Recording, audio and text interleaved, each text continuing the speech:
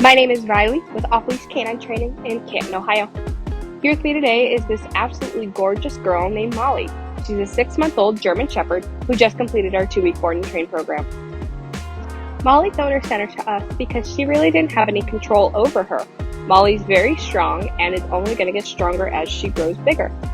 The most important things to her owner were to stop the jumping and to get a really solid heel on her so she could walk with her wherever she went.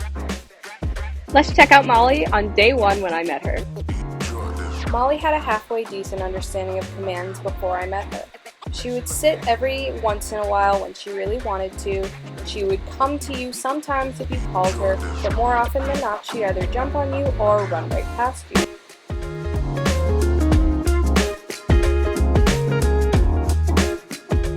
Down was another command Molly knew but would only do when she really wanted to.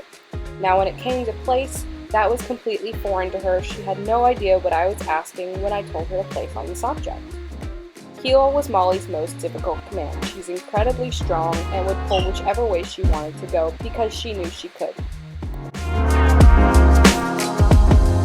I'm so proud of this sweet little girl, and I can't wait to show you guys her progress. Let's check out Molly after just 2 short weeks of training.